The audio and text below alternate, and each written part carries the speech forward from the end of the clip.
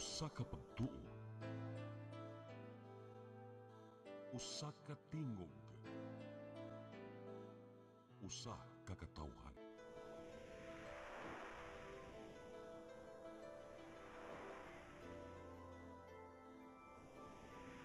Cebu Catholic Television Network.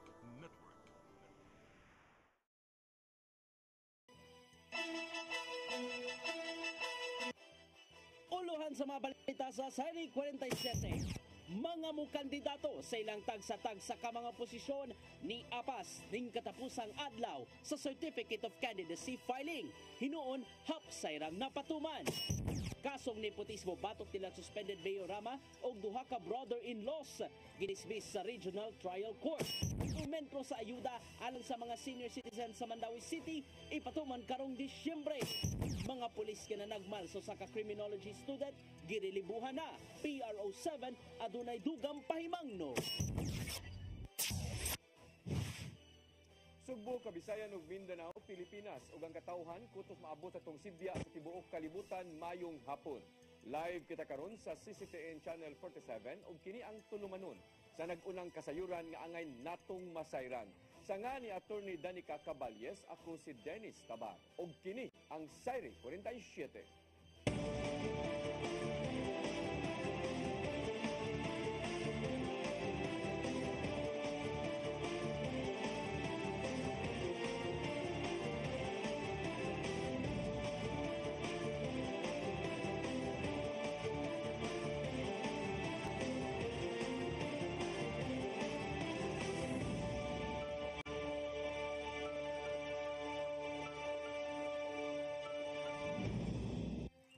O karon sa kumpletong detalye sa atong mga balita, nagpanag-atbang sa mga sakop sa partidong One Cebu sa gidaganang posisyon. Way problema alang ni Governor Gwendolyn Garcia. Samtang midurso no sab sa kandidatura ang mga kaatbang gikan sa PDP laban. Ang kasayuran ihatod ni Gian Navarro. Atol siyang pagduso sa sertipiko de kandidatura. Nabantayan mismo ni Gobernador Gwendolyn Garcia nga doon ipipila ka masakop sa One Cebu ang nag-atbang sa gidaganang posisyon. Sa nakalabay nilang General Assembly, mipasalig si Garcia ngadto sa mga kauban nga magpabilin gihapon ang iyang suporta ngadto sa mga kandidato. Maong giatagan og CONA kun Certification of Nomination and Acceptance ang ilang pambato nga adunay kaatbang gikan sa pikas kampo. Wala man hinuon kontra kita sa mga lungsod nato kita na may nagkontra. And of course we will, ako as your mother, will always consider you my children and will always give you my support, my moral support. Magpapili alang sa ikatulong termino si Garcia isip standard bearer sa One Cebu o wala na himong sakop sa bisan unsang national party. Magpabili noon ang suporta sa ilang partido ngadto sa kasamtangang administrasyon. Buot usab ni Garcia nga humanon ang tanan niya mga nasugdang programa sud siyang termino. Although di sila kabutar nako sa syudad sa Sugbo, apan matagaan sila og final nga kasiguruan kaning mga nagpuyo sa 93-1 nga lots. Nga unta inabagan unta sa pag-ibig nga hangtod karon nagsigimi og contact sa ilang kauluhan kay doon na tayo gihangyo nga usbo na gamay lang ang proseso. Samtang karong hapon lang biduso na sa kandidatura si Bukal Glenn Anthony Soco sa 6th District isip Vice Governor sa partidong One Cebu. Samtang niduso na sab siyang kandidatura ang laing moatbang ni Garcia sa pagkagobernador nga si Pamela Barric 4. Siya ang Executive Director sa Simply Share Foundation dinhi sa Subo. Modagan siya sa mong posisyon ubos sa partidong PDP laban, giingikuyugan siya mismo ni Visayas President ug suspended Cebu City Mayor Michael Rama. I truly appreciate that you took interest in my candidacy and I plan to address this in a more specific way through a press conference, by holding a press conference in the coming days. And I look forward in sharing my vision for the province of Cebu. Navarro, CCTN News. Daghan na ang niapas sa pagluso sa ilang kandidatura sa Commission on Elections Cebu Province. sa katapusang adlaw sa COC filing. Apil niini si Vice Gobernador Junjun Davide nga nidagan pagka-kongresista sa 2nd District. Ang kasayuran hatod pagbalik ni Gian Navarro. Gipahimuslan sa mga aspirants ang katapusang adlaw sa COC filing dinhi sa Commission on Elections Cebu Province. Usa na nini si Vice Governor Hilario Junjun Davide III kinsa magpapili pagka-kongresista sa 2nd Distrito. Human sa iyang pagduso sa COC, gibutyag niya nga gitanyagan siyang mudagan uban ni Governor Gwen Garcia aron magpapili sa maong posisyon. Apan mas gipili niyang atimanon ang iyang mga konstituente sa 2nd District. I was governor already. I'm vice governor now. I thought I'd like to serve my district yet. No? That's 7 towns. And I prefer a smaller constituency this time. Samtang nakaigayon sa pagduso ang kanhi PCSO Board of Director nga si Maria Fema Duterte isip kongresista sa 7th District. Midagan siya sa mong kandidatura ubos sa partidong PDP laban. Regardless kung sinong mga tao nagbubuo at nandoon ever since. Yung quality and then the willingness to serve galing yun sa puso sa pagkatao para sa bayan. Usab sa kandidatura si Deputy Speaker o 5th District Representative Duke Frasco isip pre-electionist na ninguhang sa katapusang niyang termino sunod tuig. Buot ni Frasco nga makabaton og airport ang lungsod sa sugod o gimunusab nga syudad ang Liloan. Bayubay sa tag mga projects nga wala pa mahuman, ang ato ang CTU sa lungsod sa Liloan, ang ato ang CTU sa lungsod sa Bourbon, the establishment of our airport in Camotes, our hospital that we just broke ground on. Gawa sa mga kaalyado sa One Cebu nga niduso pagka-board member na masinusab kining konsehal sa Santa Fe nga si Jenny Armamento isip kandidato sa pagka-board member sa 4th District. Sa kinatibukan, gitahon ni Attorney Marshall Sarno ang Cebu Provincial Election Supervisor nga nimong hapsay ug malinawon ang entero COC filing period. Pagkino nga orderly ra kay atong filing despite sa daghan kayong ni-file karon adlaw. So sa pagkakaroon hamugaway. Ian Navarro, CCTN News. Samtang miduso na sa kandidatura si Raymond Alvin Garcia aron mudagan sa pagkamayor sa dakbayan sa Sugbo. Nakahigayon usab sa pagduso sa Certificate of Candidacy ang iyang mga kaatbang. Ang kasayuran hatod ni Cristel Joy Filerca. Hingpit nang miduso sa iyang kandidatura si Raymond Alvin Garcia aron magpapili pagkamayor sa dakbayan sa Sugbo. Human mitambong sa Santos nga misa, gipaila-ila ni Garcia ang running mate niyang si Attorney Joey Daluz pagka vice mayor. Isip pambato sa kusog pananghiu sa party, mipasalig kining padayunon ang mga nasugdan isip acting mayor sa syudad. Maong dako ang pasalamat niya sa tanang suporta nga iyang naangkon. I'm also looking at how to solve the traffic situation here in the city of Cebu. Now, it may be an impossible task, but if nobody does anything about it, di na tusugdan, di na mahuman.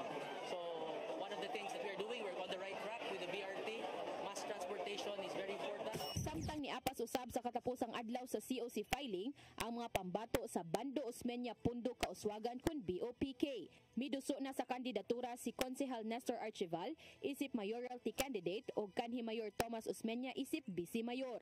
Daan ang gitataw ni Archival nga dili siya mamahimong puppet sa mga Osmeña alang sa mga polisiya sa dakbayan. Kagahapon, niduso na sa Certificate of Candidacy si kanhi Customs Commissioner Yogi Ruiz isip mayoralty candidate. Mipasalig usab si Ruiz nga kung makadaugman, muhatag siya og bag-ong panglantaw sa iyang liderato sa dakbayan sa Sugbo.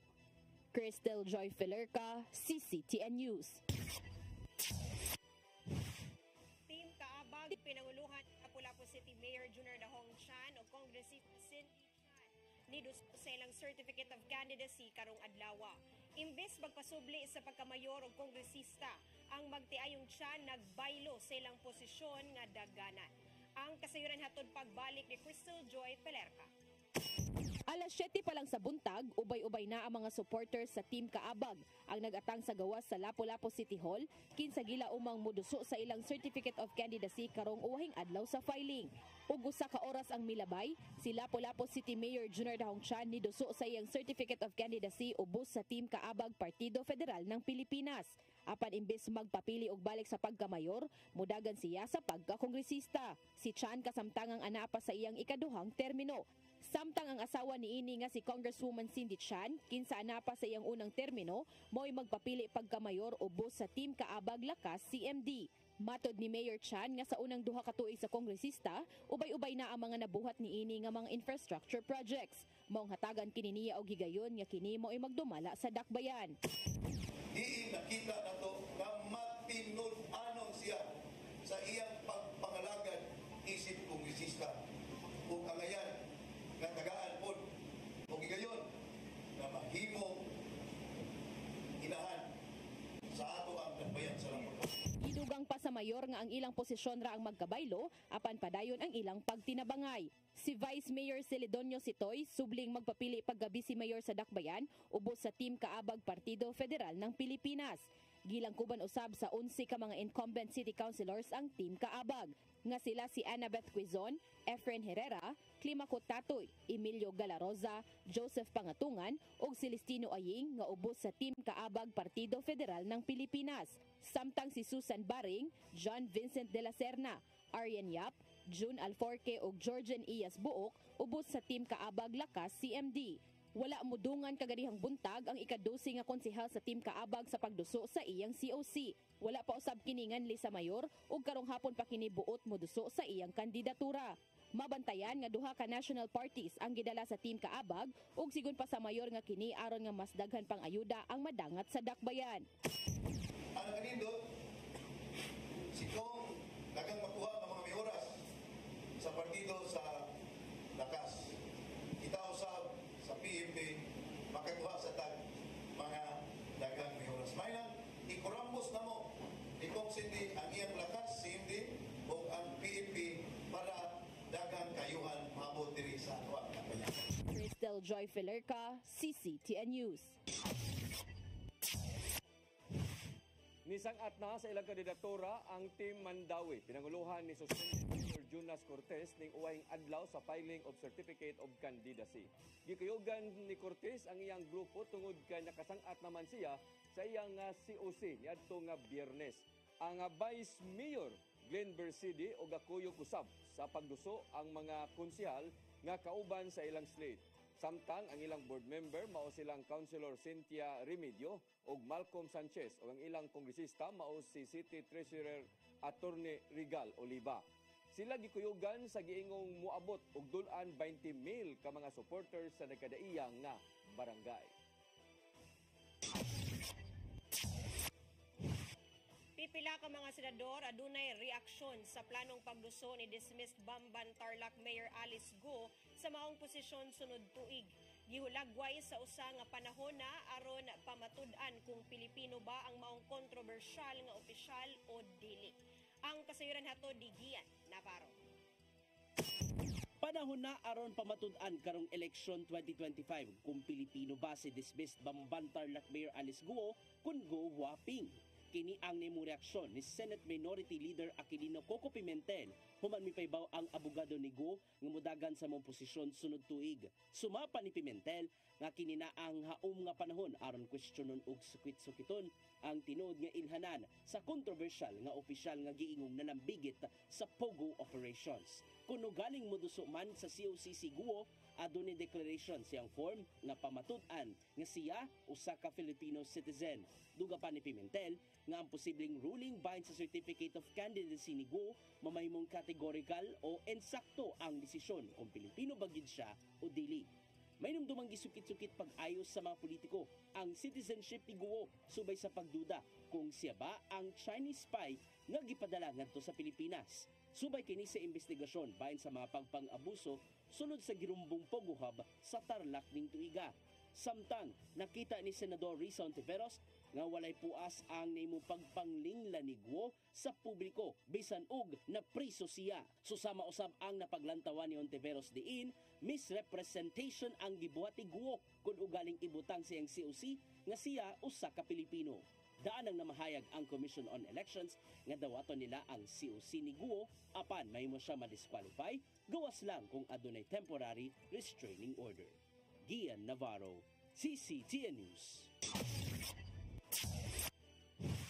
Gibasura sa Cebu City Regional Trial Court Branch 17 ang kasong nepotism batok ni suspended Cebu City Mayor Michael Rama ug sa iyang duha ka brother-in-law.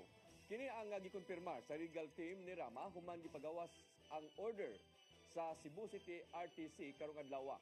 Tungod sa maong desisyon na pamatud-an lang sa kampo nila ni Rama nga usa lang kapag pangharas ang giatubang nga kaso. Sa maong order, napakyas ang prosecution sa pagbatuod kabahin sa giingong pag-hire nila ni Elmer o Gumer Mandanat sa Cebu City Hall. Gilauman sa ilang habig nga magpatigbabaw ang kamatuoran taliwa sa tanang giatubang nga mga pagsaway.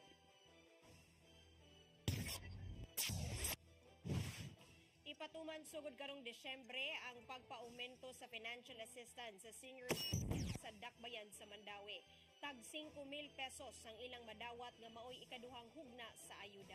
Kini mao ang unang pagpatuman sa ordinansa nagpataas sa cash assistance sa senior citizen gikan 8,000 pesos ngadto sa 10,000 pesos. Ang unang hugna sa cash allowance nahatag niadtong Abril og 4,000 pesos pa lang tungod kay wala pa man napasar ang ordinansa. Sunod tuig, 10,000 pesos na ang madawat sa senior citizen, tag 5,000 pesos matag hugna. Ang Mandawi adunay dulan 30,000 ka mga rehistradong senior citizens.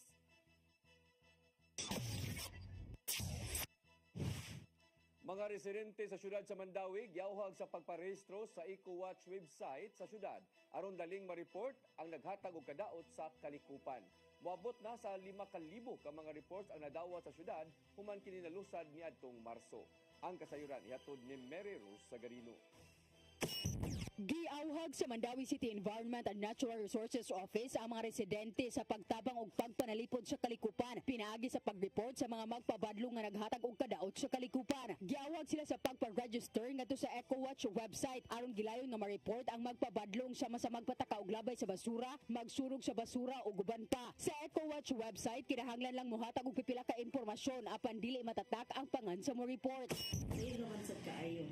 Unya protected po din ang identity kay dili man we have put in a system na dili sila mabulgar kumbaga. Makadawat silang report ang barangay nga kung asa nila nakita ang problema. At the same time kami sa outside sa administration aning website is dili pud ta minusan pud ang mga kanang magbinuang lang gani kanang wilingaw ba mga report left and right. Napot ang sistema ang dili po na sila kalahutay kung pinuang lang ilang tuyo. Kung adunay i-report, ibutang lang kung asa ang eksaktong lugar o kung unsa ang problema. Kiniglayon usab nga makita sa mga barangay ug masenro. Diin kinahanglan gilayon mahatagan og aksyon sa barangay. Gilusad ang inisyatiba ni adtong Marso aron mapaligon pagbantay sa environmental issues pinaagi sa paspas nga aksyon. Sugod ni adtong Marso moabot na sa 1,000 nga reports ang ilang nadawat diin sagad kalabot sa basura nga nagtapon og nga hugaw. Mary Rose Sagarino, CCTN News. Gihangyo ni Gobernador Gwen Garcia ang Environment Management Bureau 7 nga ilibka cease and desist order sa gitukod nga bypass road sa lungsod sa Dumanhog. Natuki sa meeting sa Kapitolyo ang nahimo nga paglangay sa maong infrastructure project sa nisgutang lungsod. Ni-issue ang EMB7 og cease and desist order ngadto sa LGU niadtong Mayo tungod sa giingong kalapasan ngadto sa kalikupan. Apan nakit-an nga naara sa 1.40 kilometers ang gitas-on sa bypass project ug wala nilapa sa 2 kilometers. Gipaubos sa review ang pag-issue sa Certificate of Non-Coverage gikan sa DPWH. Maong gihangyo ni Garcia nga sulbaron kini sa labing daling panahon.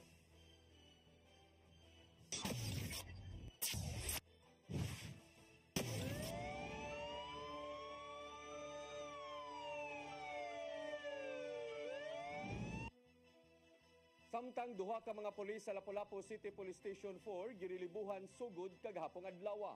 Ang duha ka mga personnel gipaubos sa investigasyon subay sa pasangil nga nang dagmal kini og 20 anyos nga criminology student. Ang kasayuran ihatod ni Crystal Joy Filerca. Girilibuhan epektibo kagahapong adlaw ang duha ka pulis sa Lapu-Lapu City Police Station 4 nga giingong ng dagmal sa 20 anyos nga criminology student. Matod ni Police Colonel Dayan Agustin, ang officer in charge sa LCPO, nga kinahanglan ang pagrelibo kanila aron mas paspas ang pagpahigayon og investigasyon. Ang duha ka personnel ibutang sa holding accounting unit sa headquarters. Pag-relieve natin na yun is para ilagay natin sila sa restricted custody para kung may kailangan yung mga investigators natin, hindi na mabagal ang pagbibigay ng mga response ng mga ating mga personnel. Si Colonel Agustin nibutyag nga ang duha ka pulis nga girelibuhan mao'y duty ato sa pagkahitabo ug sila mao'y nakastorya sa giingong gidagmalan. Sa pagkakaron, ang duha ka personnel sa Station 4 pa lang ang girelibuhan, samtang naghuwat sa resulta sa investigasyon sa City Investigation and Detective Management Unit. Ang resulta niini mo ibasihan ni Colonel Agustin kung kinahanglan usab nga relibuhan ang hepe sa maong police station.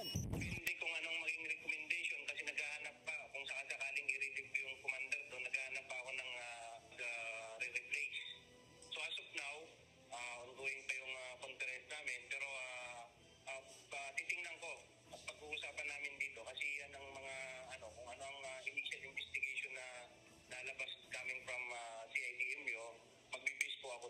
Hangtod karong adlaw, wala pa makadawat og formal nga reklamo ang kapulisan gikan sa pamilya sa biktima. Crystal Joy Felerca, CCTN News. Police Regional Office 7 dili mudupa sa mga Police Station 4 sa Lapu-Lapu City nga gipasanginlan nga nangulata sa usa ka criminology student nga nasaypang kawatan. Investigasyon gisugda na sa kapulisan sa Dakbayan sa Lapu-Lapu. Ang kasayuran hatod ni Arnold Bustamante. Mihimo ng investigasyon ang Lapu-Lapu City Police Office sa pasangil nga nagnulata mga police personnel sa Station 4 sa usa ka criminology student tuman matud pagitumbok nga nakahimong krimen. Sa post sa social media account ni Mayor Ahong Chan, ang amahan sa mga syudad diyang nasuta nga walay kamaturan nga nakahimong krimen ang mao nga biktima nga si alias Eric. Bunog sa kanawasan ng haguman ni alias Eric nga mahinungdan nga ang mayor na ang nangunay sa pagsusirini ug bisita kini sa tambalanan din kini gi-admit sa kabanay. Ipasalig ang mayor nga mahatagan og hustisya ang nahitabo kang alias Eric ug mapanubag ang naghimo sa ingon. Alang ang Police Lieutenant Colonel Girardes Pilare, spokesperson ni Police Brigadier General Antonio Aberin, mibutyag nga nagpaabot na lang sila sa resulta sa investigasyon nga gihimo sa kapulisan sa Dakbayan sa Lapu-Lapu. Gipasalig ni Pilare nga ang PRO7 pinagi sa hepe nini nga dili nila duphan ang sayop nga gihimo silang mga personnel kung mamatud-an nga saan silang nahimo. And our position sa atong Regional Director, Police Brigadier General Antonio Aberin, we will never tolerate any police officer who deviates from the rules and regulations. So, kung mapamatud-an, kining mga pulisa will be charged administratively and probably criminally if evidence warrants. But of course, that is after a thorough investigation. Tagaano sa sila og opportunity po nga mo padayon po sa ila ang side sa Giklaro ino ni Pilare nga kung nga makita sa investigasyon sa hepe sa kapulisan sa Dakbayan sa Lapu-Lapu nga saan kinahanglan nga parelibuhan sa katungdanan ang maong nga mga pulis, buhaton kini nila. Arnold Bustamante, CCTN News. Nasikop sa kapulisan ang usa ka 42 anyos nga lalaki kinsa niikya sumugod ang iyang kainom sa sitio Ilaya, Barangay Ibabaw, lungsod sa Cordoba. Ang suspek giilang nga si Adonis Tamsi Igot Sr., taga usa ka garbage collector. Samtang ang biktima nakaangkon og pinusilan sa iyang tuo nga paa ug aduna usab kini samad sa iyang ulo tungod sa bato nga gibato kaniya. Tungod sa kahiaguman ini, dali kining gida sa Vicente Soto Memorial Medical Center, samtang kapulisan padayon pa silang gihimo nga hot pursuit operation ug malampuso nilang nasikop si Igot sa may sitio Abono, Barangay Pahak, Dakbayan sa Lapu-Lapu. Gibana-banang mikabat sa 100 million pesos nga balor sa mga iligal nga sigarilyo ang nasakmit gikan sa usa ka bodega sa Dakbayan sa Mandawi. Resulta kini sa hiniusang operasyon sa Criminal Investigation and Detection Group o Bureau of Internal Revenue. Ang kasayuran hatod ni Arnold Bustamante. Miso sila ang Business Permit and Licensing Office sa Kangamanan sa Dakbayan sa Mandawi sa FMC Warehouse din nasakmit ang gibanabana 100 million pesos kabalor sa illegal nga sigarilyo niadtong Sabado sa buntag Oktubre 7, 2024. Mato ni Police sa Captain Nigel Sanoy ang hepe sa Criminal Investigation and Detection Group Mandawi City Field Unit nga ang tumong sa BPLO sa pagsusi mao ang pagila kung kinsa ang nakapangalan sa nagabang sa bodega nagpadagiya sa FMC Warehouse. May pasabot si Sanoy nga kung mailhana kinsa ang nagabang sa mao nga bodega mausab kini ang napasakaan sa kaso sa BIR sa kalapasan Section 263 sa National Revenue Code of 1987. And then, as of now, sa investigation na to, as to the owner, wapatay nakuha nga data kung kinsay nag-rent ato nga bodega. But definitely, makakuha siguro to within the week. Nag-request ta sa daog dito sa BPLO, sa Mandawi City. And then, si BIR sa kuha na sila, nag-investigate sa sila, ilahang part. Kinsa gitay nang kimamo tong filean. Gitugan ni Sanoy nga nahumana ang BIR ug ang ilang ahensya sa inventory sa mga sigarilyo lagip na sa mga raw materials ug makina niini nga ilang gibana-bana nga dili maubos sa 100 million pesos ang balor niini. Ang mga illegal nga kumpanya mamatod pa ang mo supply sa illegal nga sigarilyo sa tibuok Pilipinas dinaa dinhi sa Sugbo ang manufacturing. Yang gipasabot nga strategy kaayo alang sa mga illegal nga kumpanya ang Sugbo sanglit naa kini sa tunga sa Pilipinas ug ang himutangang bodega accessible kini tungod kay duol sa pantalan alang sa pagpadala sa kontrabando. Tibuok Pilipinas kini ma. Dire lang sila nag-base pero ang distribute kay strategic mo ang Cebu. Pwede ka mo Region 6, pwede ka mo Region 8, Mindanao Sad, Luzon, pero Bayan North, mabutang dito sila gabutang og kansaw na atong gisundan sa North kay na may barko pa dong og Region 5, Masbate din, Batangas. Anong one hour sa tungod kay barko? Mo ang pangagpa sir kay one hour kung i-transport nila ang atong mga machine, kung ready na sila mo himo na pod, dali ra ang pag-transport. Pwede pod by land. Accessible mo gud siya either dagat or paubos sa napuno ka buwan nga kipaubos sa monitoring ang mga factory sa sigarilyo ug natultulan gyud nila kini human nilang nasundan ang pagbalhin sa mga raw materials ug makina sa bodega sa Uano Wharf. Tungod nini nakikalayon dayon sila sa BIR ug gilusad usab nila ang Oplan Mega Shopper ug malampuson nga nasakmit ang mga illicit cigarettes. Doon na pay daghang giparid-an ang CIDG nga nagpayhot sa mga illegal nga sigarilyo dinhi sa Central Visayas. Di naguban nini imported gikan sa nasod sa Indonesia nga miagi sa backdoor nga wala moagi sa Bureau of Customs. Arnold Bustamante, CCTV News. Gipahibaw sa pag-asa nga paingon ng musud ang panahon nga hanging amihan. Kini human nga gitapos na sa panahon nga hanging habagat kun na southeast monsoon, human kini nga nagkahinay na sukad nga nang labay ang mga adlaw. Suma pa sa pag-asa administrator nga si Dr. Nathaniel Servando nga nabantayan nila nga ang pagbag-o sa weather pattern sa nasod. Dugang pa nga posible nilang ideklarar ang pagsugod na sa mabugnawong hanging amihan sa mosunod pang mga simana.